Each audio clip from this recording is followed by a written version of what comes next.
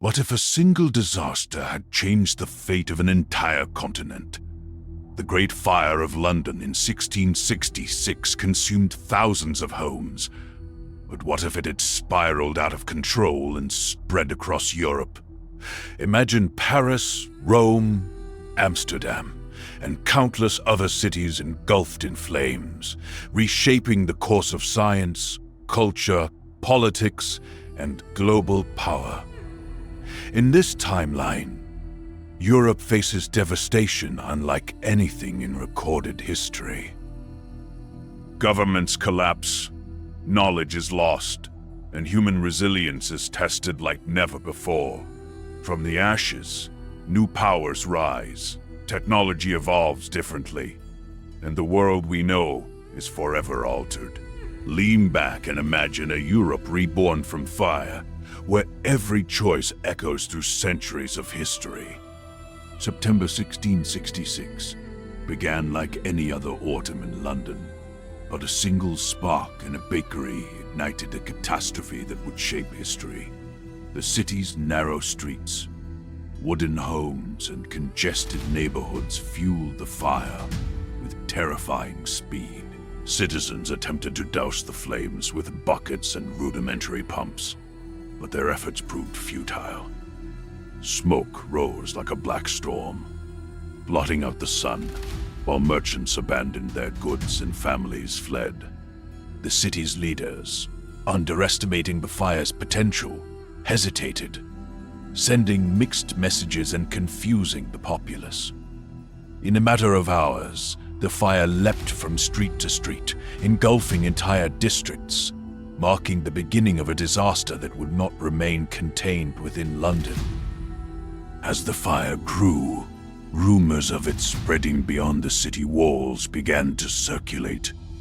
Traders and travelers carried news of London's devastation to nearby towns, spreading panic and uncertainty. With each passing hour, the flames crept towards strategic docks and warehouses, threatening the city's lifeblood. Attempts to create fire breaks failed under the wind's relentless force. Families watched helplessly as centuries of accumulated wealth and culture turned to ash. Scholars and scribes tried to save precious manuscripts, but most were lost in the chaos. The city's social fabric began to unravel. Desperation forced people into violent disputes over remaining resources, signaling that this disaster could affect not just buildings, but the very structure of society itself. By the second day, the fire had become a force of near-mythic power. Smoke stretched toward the horizon, visible from miles away, and the heat radiated like an oven across the city. Towering flames consumed landmarks that had defined London for centuries, including churches, markets, and government buildings. Residents attempted to flee toward the countryside, creating bottlenecks on roads already congested with wagons and panicked citizens. Fear spread faster than the fire itself. Rumors whispered that neighboring cities could be next, and European rulers watched anxiously. This early period set the tone for what would become an unprecedented continental disaster, testing the limits of human resilience in response to catastrophe. Meanwhile, political and religious leaders struggled to coordinate relief efforts. Conflicting orders and delayed responses exacerbated the chaos. Firefighters, an emerging profession, were overwhelmed, and volunteer brigades were scattered across burning districts. Social hierarchies blurred as survival instincts overpowered class distinctions. The wealthy fled with valuables, leaving servants and laborers behind, while communal solidarity arose in pockets where neighbors shared meager resources. The fire, while a destroyer, also revealed the fragility and adaptability of society.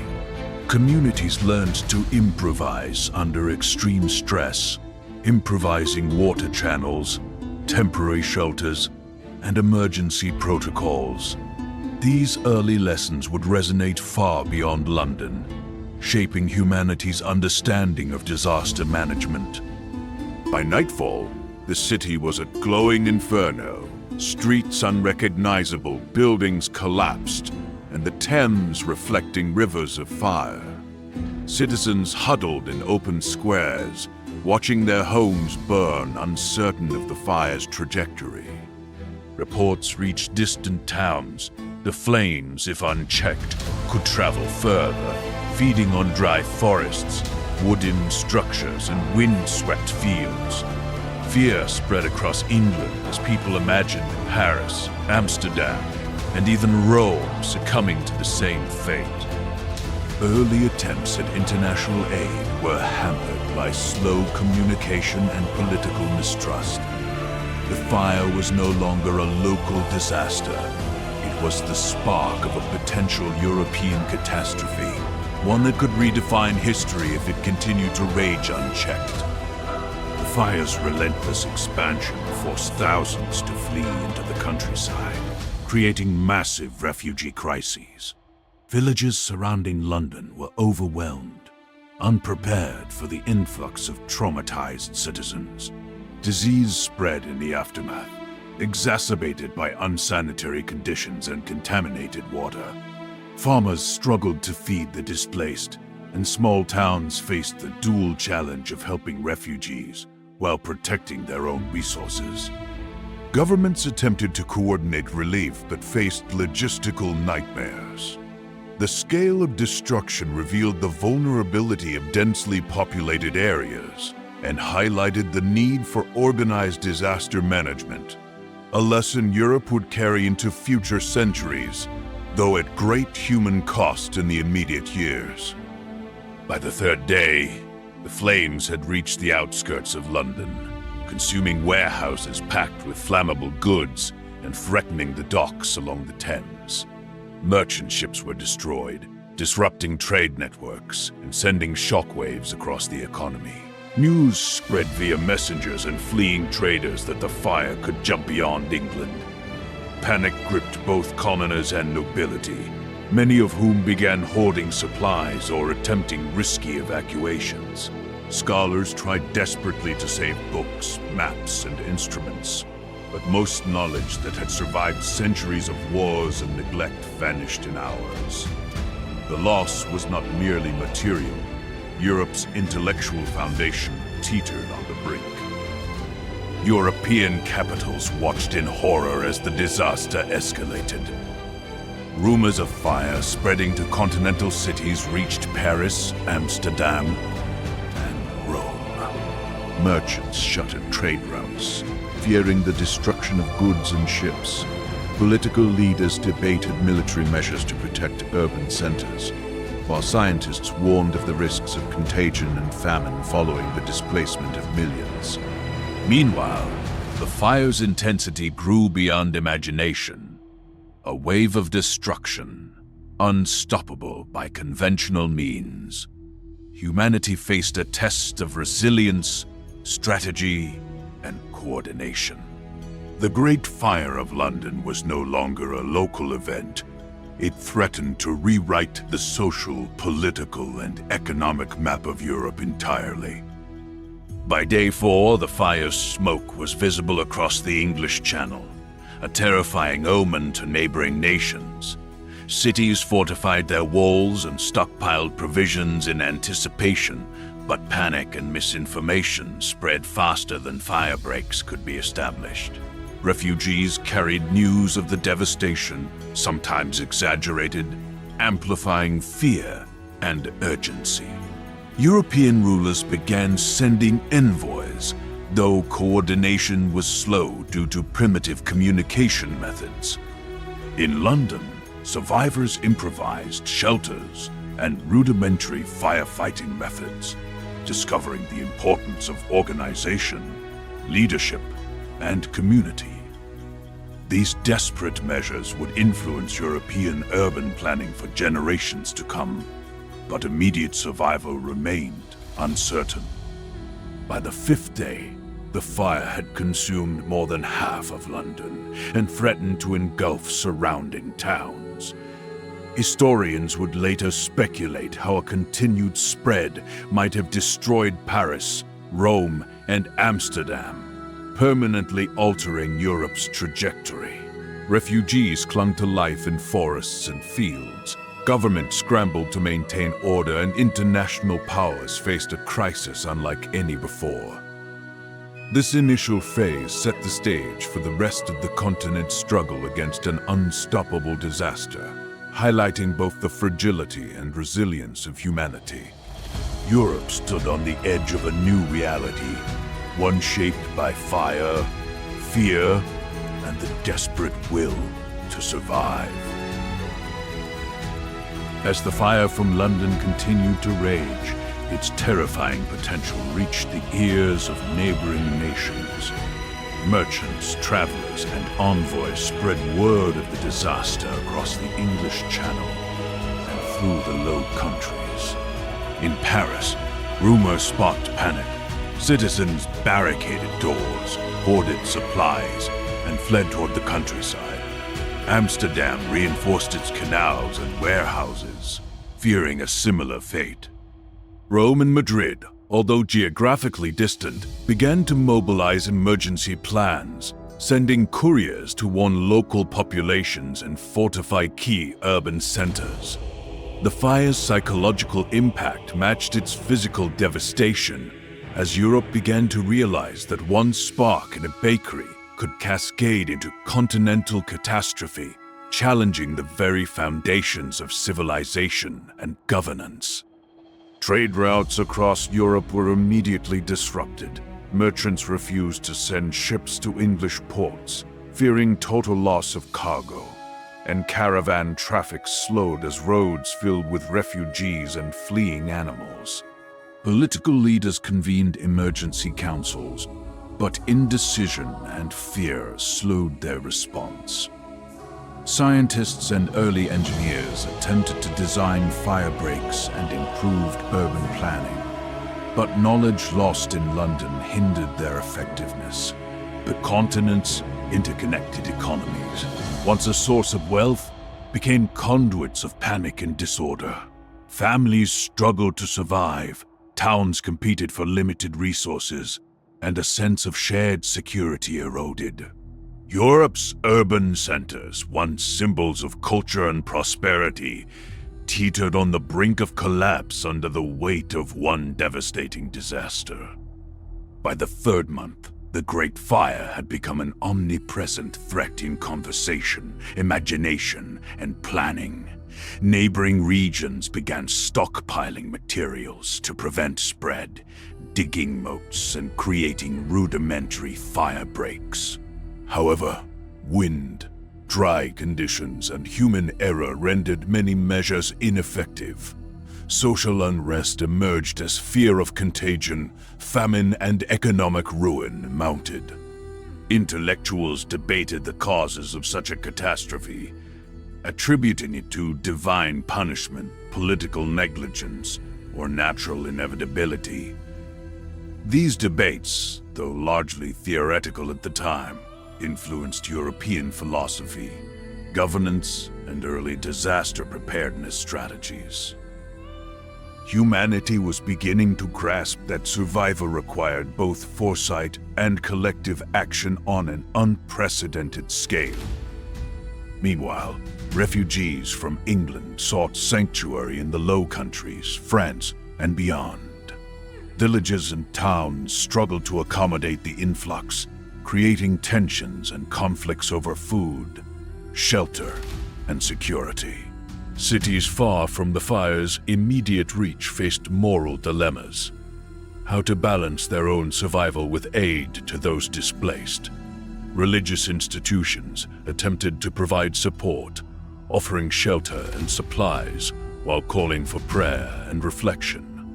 The human cost was staggering, as communities learned that catastrophe is not only measured in buildings destroyed, but also in the lives uprooted and futures altered. Europe, once confident in its stability, now confronted the fragility of civilization in its rawest form. Across the continent, governments realized that standard military and policing methods were useless against a disaster of this scale. Firefighters were overwhelmed, soldiers redirected to protect vital infrastructure, and administrative systems struggled under the strain.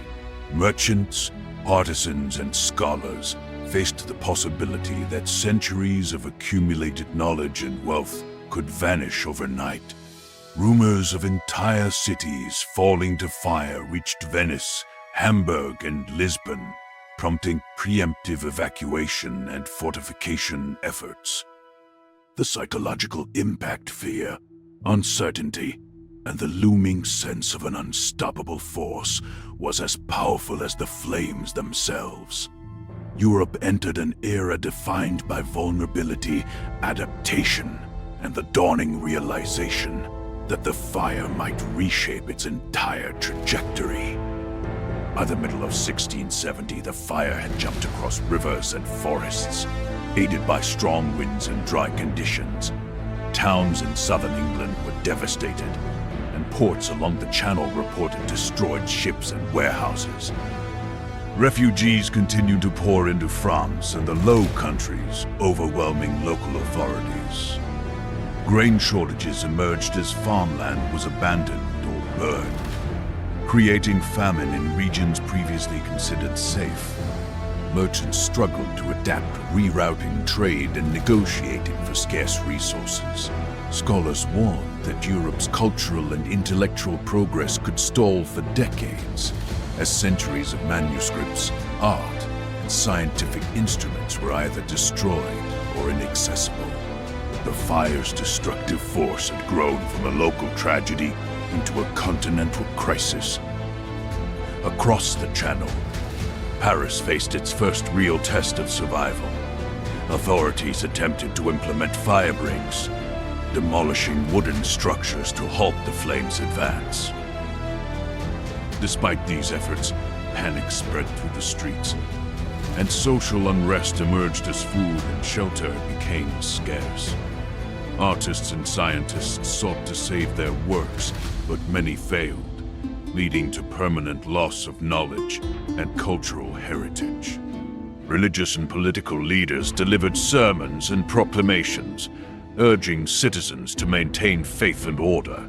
Europe watched anxiously as the fire's psychological shadow extended far beyond England, reshaping priorities, alliances, and strategies for survival across the continent. Civilization itself teetered on the edge of chaos. By late 1670, the fire's consequences had extended beyond England and France. News of devastation reached the Italian and Iberian peninsulas, prompting emergency councils in Rome, Madrid, and Lisbon.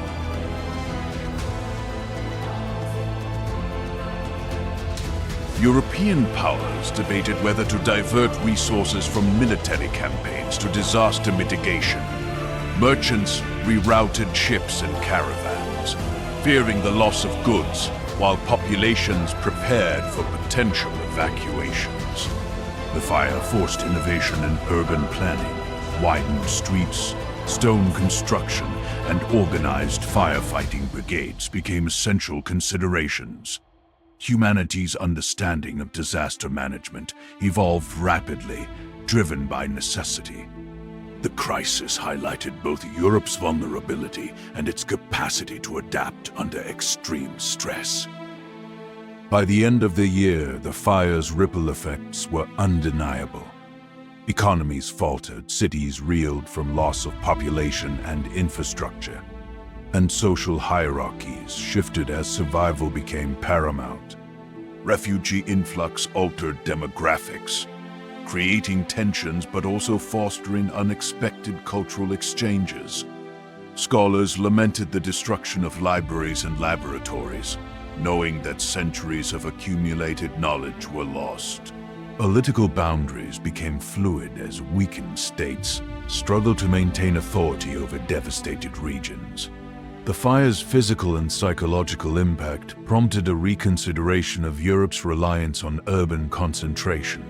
trade dependency, and fragile supply chains. Lessons learned would influence generations to come. By 1700, Europe faced a continent forever changed.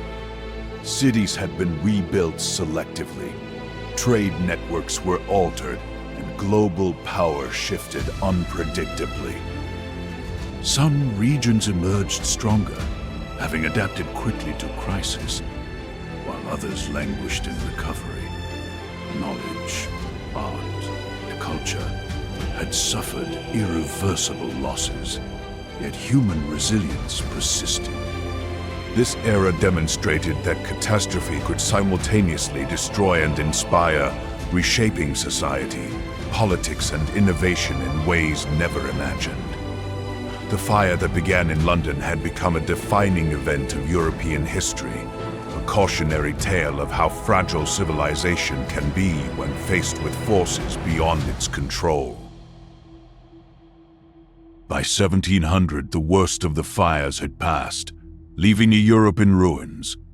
Survivors returned to cities that were mere shadows of their former selves, streets filled with rubble and landmarks reduced to charred foundations. Despite despair, communities began to organize rebuilding efforts. Local leaders and guilds coordinated labor, salvaging what materials they could. Innovations emerged from necessity.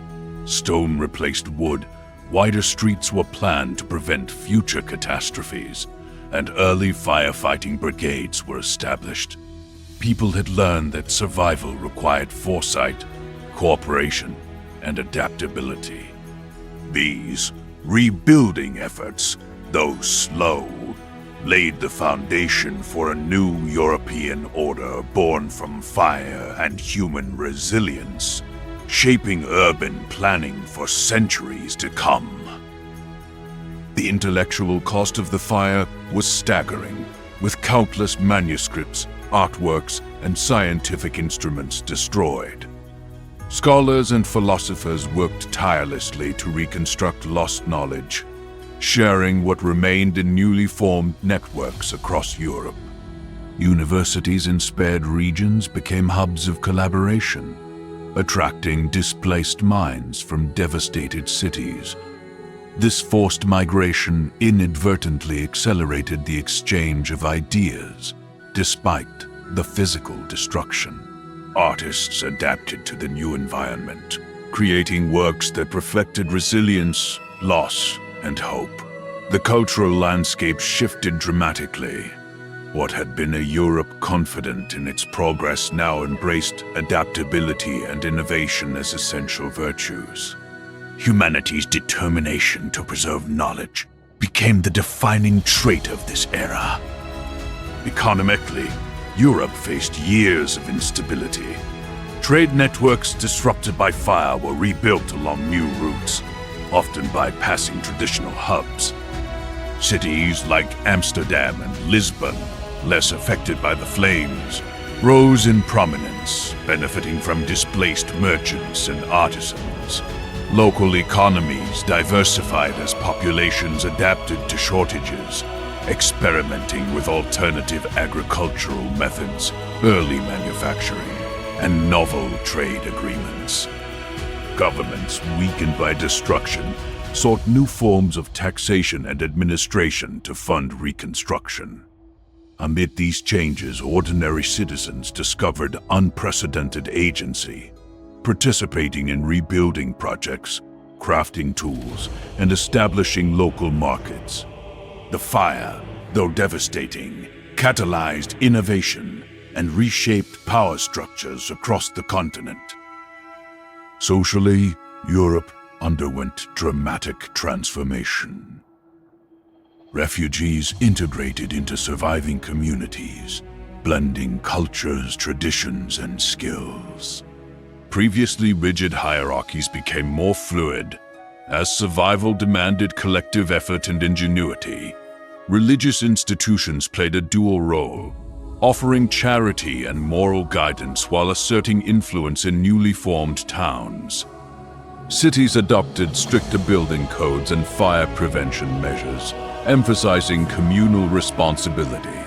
The lessons of 1666 resonated widely. Fire had not only destroyed property, but exposed vulnerabilities in governance, social cohesion, and infrastructure. Europe's recovery demonstrated the capacity of societies to reinvent themselves, balancing memory of loss with hope for renewal and progress. By mid-century, Europe's rebuilding had created cities both familiar and transformed. Streets were straighter, construction stronger, and disaster management more sophisticated.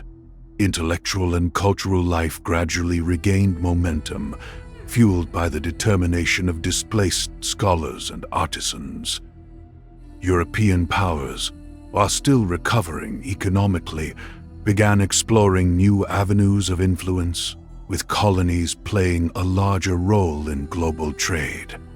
Political boundaries shifted as some states capitalized on reconstruction, gaining territory or influence. The continent, scarred by fire yet right-tiled, had learned to turn catastrophe into opportunity. Humanity's ability to endure, innovate, and thrive in the face of seemingly insurmountable disaster became the defining narrative of the early 18th century. Despite physical reconstruction, Europe faced a lingering psychological toll. Survivors remembered the flames and the loss of entire neighborhoods, instilling caution in daily life. Parents taught children to respect fire and plan for emergencies, while communities held public demonstrations of firefighting techniques. Literature and art of the period reflected this awareness, depicting both tragedy and resilience. Citizens developed a heightened sense of communal responsibility, recognizing that personal survival depended on collective action. Governments incorporated disaster preparedness into urban planning, mandating fire-resistant structures and training specialized personnel. The continent, scarred but wiser, embraced foresight as a social value. Trade and commerce began to adapt to the new European reality. Merchants shifted from high-risk central cities to smaller towns with stronger infrastructure, while shipping routes avoided disaster-prone areas. Insurance and risk assessment emerged as early financial instruments, reflecting an understanding of vulnerability on an unprecedented scale. Economists and early thinkers debated how to stabilize markets and protect communities from future disasters. Though initially reactive, these innovations laid the groundwork for modern risk management. The Great Fire, once a symbol of destruction, became a catalyst for systemic improvements across Europe's economy, influencing commerce, finance, and industry for generations to come. Cultural reconstruction paralleled economic recovery. Scholars recompiled lost texts, combining surviving manuscripts with oral traditions and newly created works. Universities expanded outreach, creating networks across national borders to preserve knowledge against future catastrophe. Artisans experimented with fire-resistant materials and architectural innovations, blending practicality with aesthetics. Literature and theater explored themes of loss, resilience, and human ingenuity, reflecting society's collective memory. The continent's cultural identity evolved, balancing nostalgia for what was lost with pride in what had been rebuilt. Europe, though forever changed, demonstrated the human ability to transform tragedy into growth and innovation. Political landscapes shifted in response to reconstruction. Weakened governments sought alliances and treaties to stabilize regions and prevent exploitation of vulnerable areas. Military focus was temporarily redirected to aid urban recovery and protect economic lifelines. Diplomacy became intertwined with disaster management, as nations realized that unchecked catastrophe could destabilize neighboring states. Citizens, now more aware of government responsibility, demanded accountability and efficient management. The fire had demonstrated that societal survival relied not only on individual courage, but also on competent leadership and coordinated planning. Europe's evolving political framework bore the unmistakable mark of a continent forged in flames. By 1750, Europe had emerged from its fiery crucible transformed. Cities rebuilt stronger, populations stabilized, and trade networks adapted to minimize risk. Cultural and intellectual recovery continued, while governments institutionalized disaster preparedness. Lessons learned from the Great Fire influenced urban planning, social structures, and economic systems for decades to come. Europe, scarred but resilient, had demonstrated a remarkable capacity for reinvention. The continent now understood that catastrophe, while devastating, could serve as a powerful impetus for progress, innovation, and unity. Humanity's resilience became the enduring legacy of the era, a lesson in adaptation, foresight, and collective determination. By 1750, Europe's recovery had created both opportunity and tension.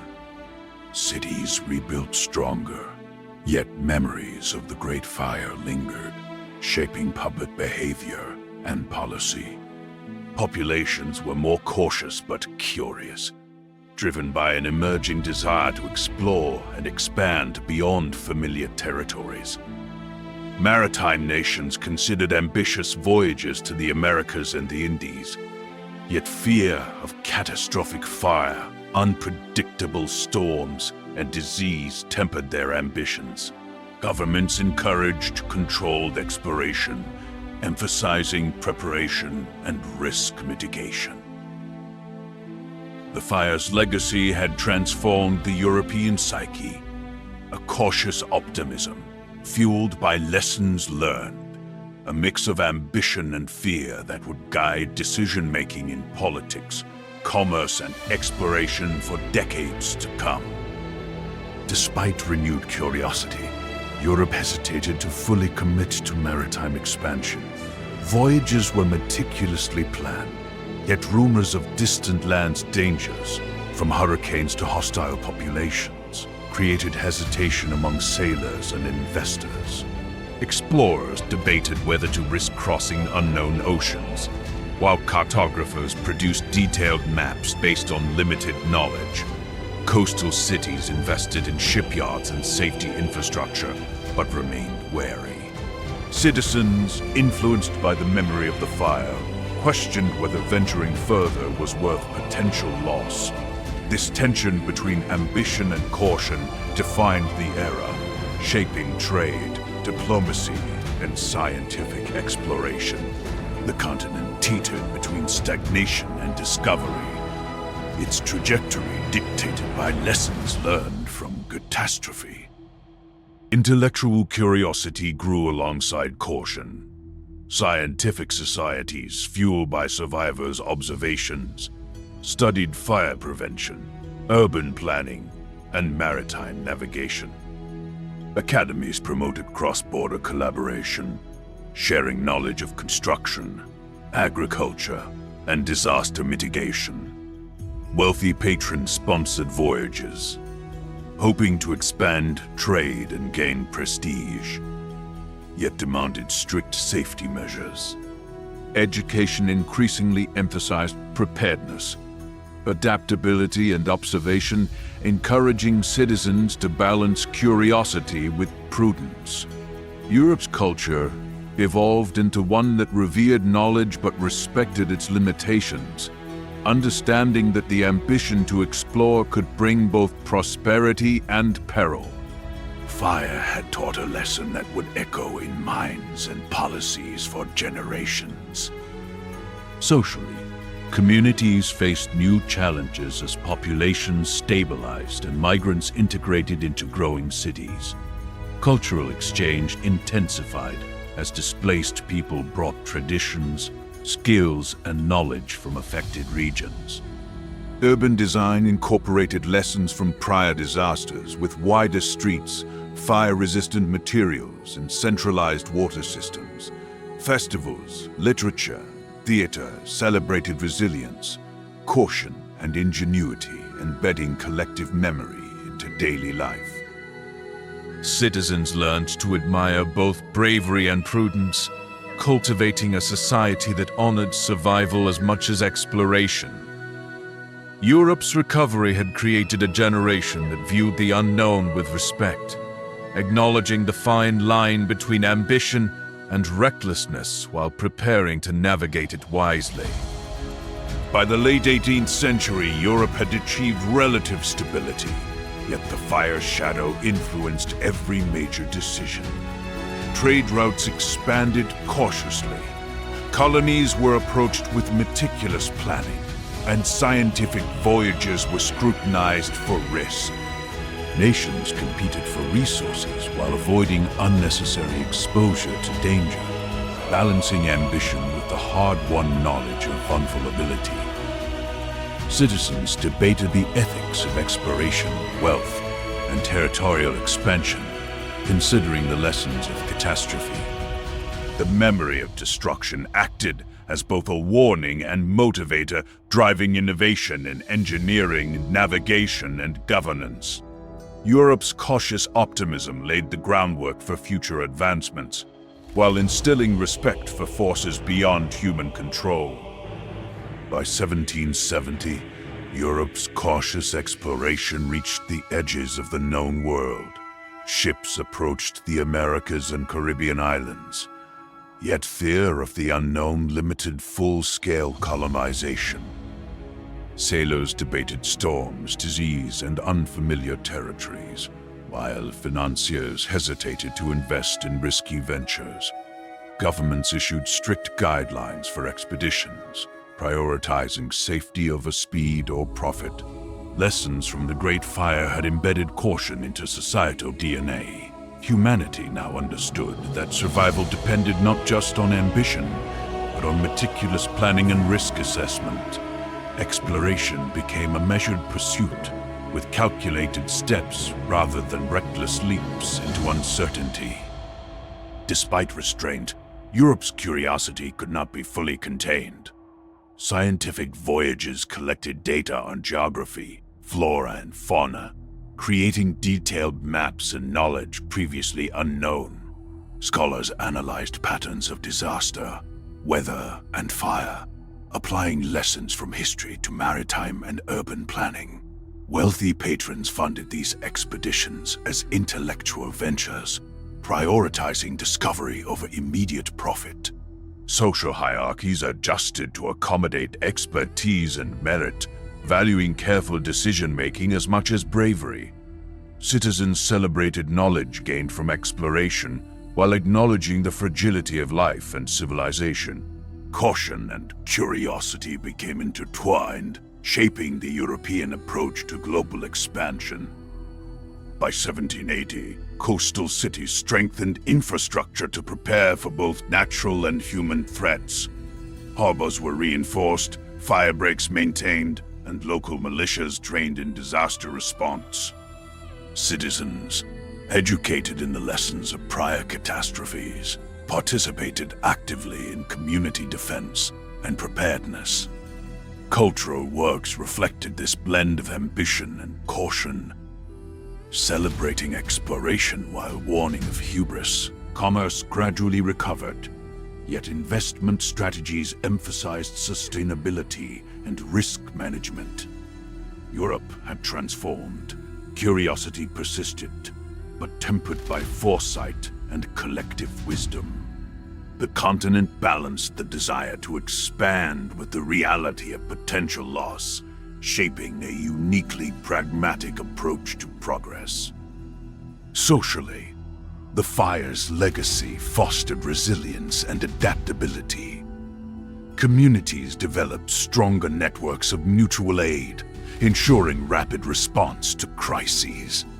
Religious, civic, and academic institutions collaborated to maintain knowledge, food security, and public safety. Migration continued, integrating displaced populations into diverse urban centers and enriching culture, skills, and knowledge. Citizens became proactive in planning for contingencies, understanding that individual survival was linked to collective action. Europe's cities evolved into hubs of both security and intellectual growth, embodying a society that valued preparation as highly as ambition. The lessons of fire shaped not only infrastructure, but social consciousness. By 1800, Europe had reached a delicate equilibrium. The memory of the Great Fire guided policy, urban planning, exploration, and social organization. Expansion continued, but prudence dictated the pace, ensuring survival alongside growth. Knowledge networks thrived, and societies became more collaborative, resilient, and disciplined. Europe's cautious optimism allowed it to rebuild stronger and wiser than ever before. Humanity had learned that disaster could inspire progress, but only when approached with awareness, foresight, and collective effort. The continent had transformed. Ambition now walked hand in hand with prudence, creating a lasting blueprint for sustainable advancement. By 1805, Europe had stabilized enough to analyze its own transformation. Scholars, engineers, and political leaders documented a century-long evolution triggered by the Great Fire, treating it as a foundational event that reshaped the continent. Universities began teaching disaster governance, a discipline focused on prevention, resilience, and community coordination. Cities adopted universal safety codes, emergency drills, and architectural standards designed to resist fire, flood, and conflict. Fire, mobs, and conflict. The trauma of the past had matured into a new intellectual movement, the belief that progress must be earned through discipline, awareness, and responsibility. Europe began to see itself not as a victim of history, but as a student of it. Economic recovery strengthened as industries adopted safer technologies and more efficient energy sources. Workshops replaced wooden machinery with metal components, reducing the risk of catastrophic fires. Mines improved ventilation, factories implemented strict safety protocols, and merchants created insurance systems to protect goods and infrastructure. The concept of risk capitalism emerged where profit was tied to long-term stability rather than reckless expansion. Trade networks flourished again as trust in Europe's reliability grew. The continent no longer chased expansion blindly. Instead, it cultivated sustainable growth through intelligent planning. This approach allowed Europe to compete globally without repeating past mistakes. Culturally, Europe experienced a renaissance built on reflection rather than conquest. Writers, painters, and musicians explored themes of resilience, rebirth, and human fragility.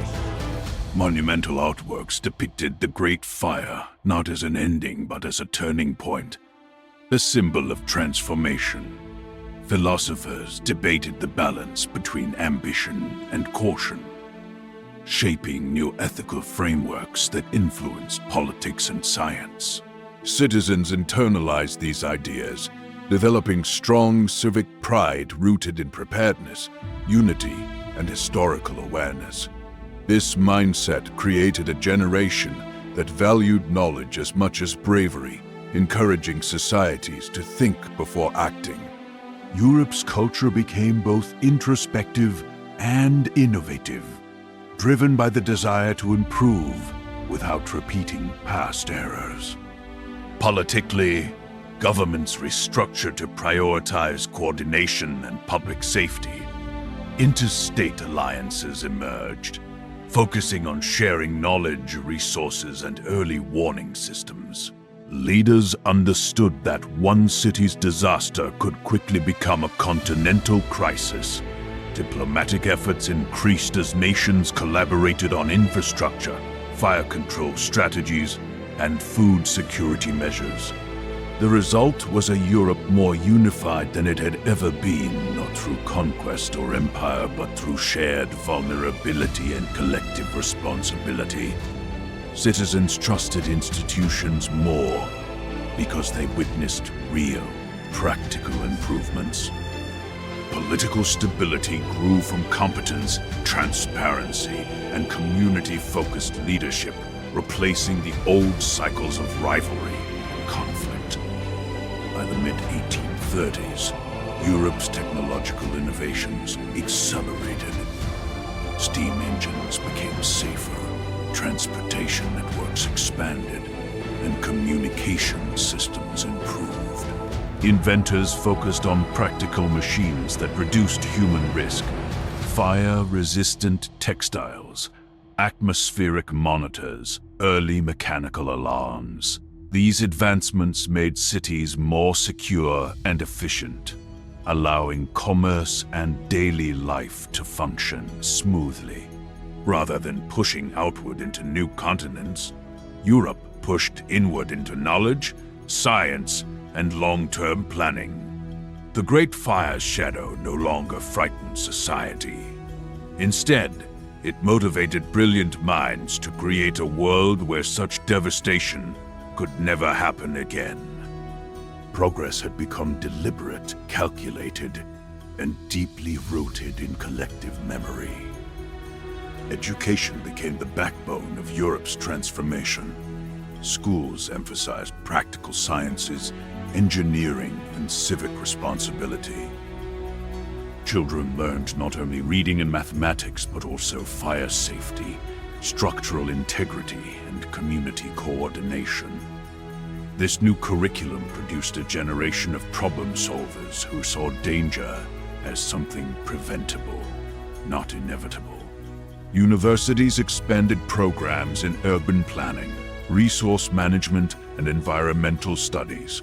Scholars connected past mistakes to future solutions, ensuring the Great Fire's legacy remained a guide rather than a wound. The belief that knowledge could protect society shaped European identity, giving rise to a culture that viewed learning as the first line of defense. By the 1840s, Europe began sharing its new safety philosophy with the rest of the world. Delegations traveled to Asia, Africa, and the Americas to demonstrate fire-resistant architecture, organized emergency services, and efficient urban planning. These exchanges built trust between nations and elevated Europe's reputation, not as an empire-hungry power, but as a guardian of stability.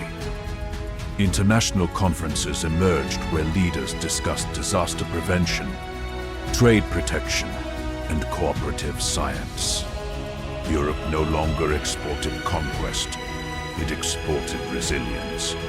This shift created a global network of regions better prepared for crisis, and the world's perception of Europe changed from reckless to responsible, from destructive to constructive.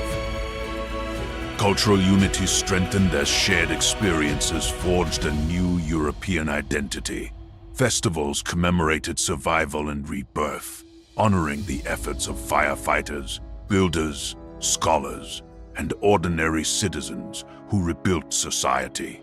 Songs and stories celebrated the idea that humanity grows strongest after facing flames, literal or symbolic. Artists traveled across borders, working together on projects that blended different traditions into one collective narrative. This period became known as the Age of Resilience, a time defined by cooperation rather than competition. As communication improved, citizens felt connected to distant regions, understanding that their safety depended on a continent that worked together, not one fractured by division. Economically, Europe reached new heights thanks to disciplined long-term planning. Public infrastructure, water systems, roads, supply warehouses, and emergency depots became some of the most advanced in the world. Trade grew steadily because businesses trusted the system supporting them. Insurance models matured, stabilizing markets by reducing catastrophic financial risk. Workers gained better training and safer environments, increasing productivity and innovation. Europe's reputation for reliability attracted foreign investment and international collaboration. What once was a continent struggling in darkness had now become a global standard for resilience, showing how a great tragedy could evolve into a foundation for intelligent, sustainable prosperity. By 1850, Europe had completed its transformation. The Great Fire on Sen Nightmare had become a turning point that taught the continent to prioritize life, structure, and cautious ambition. Generations grew up seeing safety not as a restriction, but as a strategy that protects progress. Buildings stood taller, nations cooperated tighter, and knowledge carried more weight than power. Europe emerged as a model of disciplined advancement, proving that destruction can become a blueprint for renewal. The fire that once consumed London had reshaped not only a city, but an entire civilization, leaving behind a legacy of unity, reflection, and strength that defined the continent's future. In the end, Europe did not simply recover from destruction. It reinvented itself through discipline, unity, and relentless innovation. The Great Fire of London became the catalyst for a continent-wide transformation, shaping new architecture, new technologies, and a new mindset built on responsibility and resilience. What began as a disaster grew into a lesson carried through generations. Progress is strongest when safety, knowledge, and cooperation stand at its core. And in this alternate timeline, Europe didn't just rebuild, Europe led the world by turning catastrophe into purpose. If a single disaster could rewrite the destiny of an entire continent, what other historical event do you think could have reshaped our world just as dramatically? Let me know in the comments.